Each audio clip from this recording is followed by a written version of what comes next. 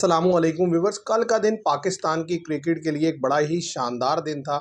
अगर ये कहा जाए तो गलत नहीं होगा। देखें, कल के दिन में पाकिस्तान ने श्रीलंका को एक तरफ वाइट वॉश किया, जो कि ज़ाहिर है चाहे आप किसी भी टीम को वाइट वॉश करते हैं, ये वाकई एक बड़ी जीत कहलाती है, ये एक बड़ा यानी कि अचीवमेंट कहलाती है। इसी तरीके से दूसरी तरफ अगर आप देखें, पाकिस्तान ए टीम ने इंडिया ए टीम को जो इमर्जिंग कप हो रहा है एशिया कप, उसमें डिफीट दी और बड़ी एम्फेटिक किस्म की डिफीट दी इंडिया को। और ख़ास तौर पर जिस तरीके से आप जानते हैं कि पिछले इतने अरसे में ये बहुत ज़्यादा यानी कि डिबेट होती रही कि इंडिया का जो आने वाला टैलेंट है वो पाकिस्तान के आने वाले टैलेंट से कई गुना ज़्यादा है।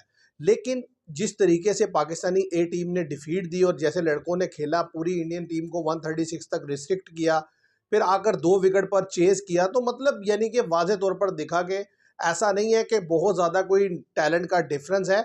लेकिन फिर आखिर ऐसा क्या हो जाता है कि पाकिस्तान जब इंटरनेशनल में जब ये लड़के आते हैं, उनके लड़के जब इंटरनेशनल में आते हैं और वहाँ जब हमारा आमना सामना होता है, तो इतना ज़्यादा डिफरेंस क्यों नज़र आता है? एक तो चीज़ ये है कि ये मैं आपके सामने रखूँगा, और दूसरी ये है कि पाकिस्तान ने ये जो बायलैटरल सीरीज़ में क्लीन स्वीप किया श्रीलंका को, इसमें काफ़ी ज़्यादा लड़के हमारे सामने भी आए हैं, इधर से भी आए हैं।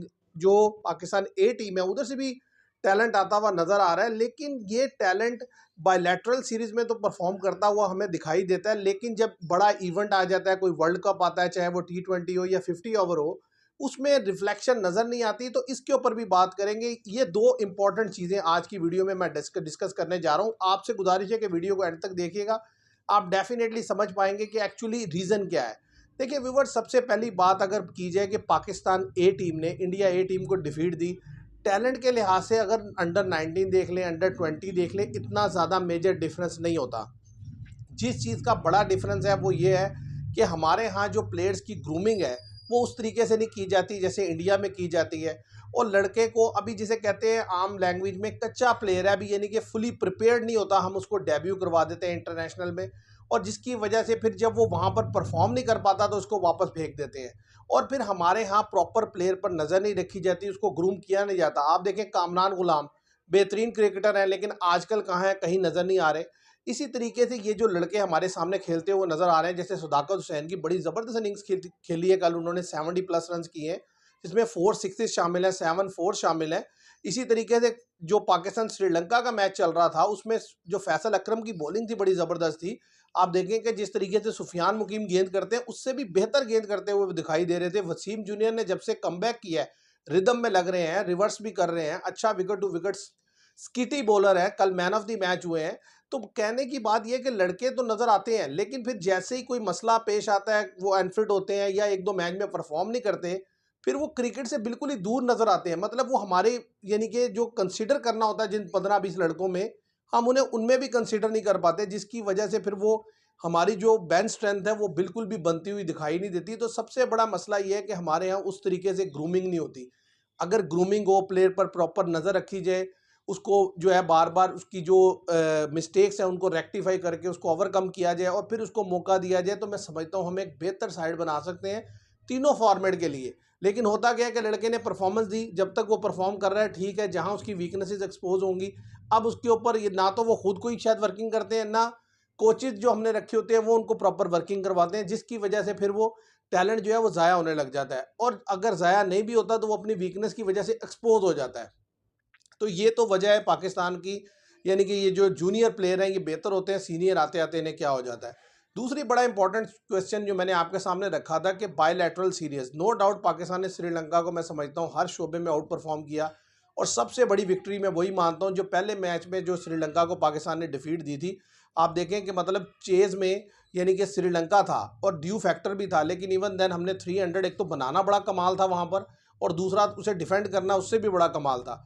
और उसके बाद फिर अगले दोनों मैचेस में जिस तरीके से पाकिस्तान ने सेकंड टाइम बैटिंग करके चेज़ किया, अगर आप पीछे प्रीवियसली पाकिस्तान की बायलैटरल सीरीज उठाएं तो मोस्टली सीरीज पाकिस्तान ने विन की है।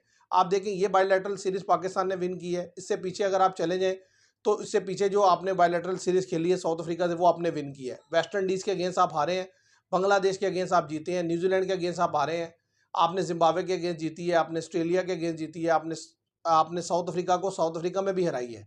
तो बायलैटरल सीरीज में आपका रिकॉर्ड 70% या 80% के राउंड चलता है, लेकिन ये रिफ्लेक्शन आपके बड़े इवेंट्स में नहीं आ पाती। उसकी बड़ी वजह यह है कि देखिए, जब आप बड़े इवेंट को खेलने जाते हैं 2011 वो लास्ट वर्ल्ड कप है जहां पाकिस्तान ने सेमीफाइनल खेला था वर्ल्ड कप का। उसके बाद से अगर आप आ जाएं 50 ओवर में, तो 50 ओवर में 2015 में आप क्वार्टर फाइनल तक पहुंचते हैं, 2019 में आप पहले राउंड में बाहर हो जाते हैं, 2023 में भी आप पहले राउंड में बाहर हो जाते हैं। क्योंकि जैसे ही ये लीग सिस्टम आया, अब उसमें जो बड़ी टीम्स हैं जब वो टूर्नामेंट के लिए आती हैं, वो अपनी पूरी बेंच स्ट्रेंथ उतारती हैं, वो सिचुएशन हैंडल नहीं हो पाती और आप उनके सामने वाज़े तौर पर एक्सपोज होते हैं और आपको डिफीट होती है। तो मैं ये समझता हूँ कि असल चीज़ ये है कि पाकिस्तान की अपनी जो क्रिकेट है पाकिस्तान की, इसको पाकिस्तान को हर लिहाज से इम्प्रूव करने की ज़रूरत है। क्योंकि होता क्या, हम सारा साल जो खेलते हैं हल्की टीम्स के अगेंस्ट खेलते हैं, या जो टीम्स आती भी हैं वो अपनी बी और सी टीम लेकर आती हैं, जिसकी वजह से हमें एग्जैक्टली जज नहीं हो पाता कि हमारे लड़के, हमारे बॉलर, हमारे बैटर एक्चुअली स्टैंड कहाँ कर रहे हैं। और फिर जब वो बड़े इवेंट में क्वालिटी साइड के अगेंस्ट खेलती हैं, तो फिर हमें वादे तौर पे पता चलता है यार इन लड़कों में ये खामियां हैं, इसकी वजह से हम जो है वो बड़े इवेंट में परफॉर्म नहीं कर पा रहे। तो मैं समझता हूँ इसके ऊपर वर्किंग करने की ज़रूरत है। अगर आप इसके ऊपर वर्किंग करेंगे तो फिर जाकर आप जो है वो बेहतर खेलते हुए दिखाई देंगे। और ख़ास तौर पर जो सीना कंट्रीज़ हैं, जब आपके लड़के वहाँ जाकर परफॉर्म करेंगे, चाहे उनकी बी टीम के खिलाफ ही करें, तो फिर भी पता चल जाता है कि हाँ यार लड़कों में टैलेंट है। इसके लिए ज़रूरी है कि आपके ज़्यादा से ज़्यादा टूर, चाहे वो ए टीम के हों, चाहे इंटरनेशनल टीम के हों, वो England, New Zealand, Australia, South Africa, इन जगहों के हों, ताकि आपको आपका असल टैलेंट सामने आता हुआ नजर आए। क्योंकि देखें बॉलिंग में आपके पास लड़के आ रहे हैं, ठीक है, ये दानिश अजीज जो पाकिस्तान एक ही तरफ से खेल रहे थे, 3 विकेट्स उन्होंने लिए, बड़ी ज़बरदस्त बॉल की। इसी तरीके से सदाकत हुसैन ने बॉलिंग भी की और बैटिंग भी की, तो बड़े ज़बरदस्त हैं। मोहम्मद नईम जो ओपनिंग स्लॉट पर हैं, ये भी अच्छे हैं। कामरान गुलाम को भी साइडलाइन किया हुआ, वो भी बुरे नहीं है। आकिफ जवेद को पिछले इतने अरसे से मौका नहीं मिल रहा, वो भी बुरे नहीं है।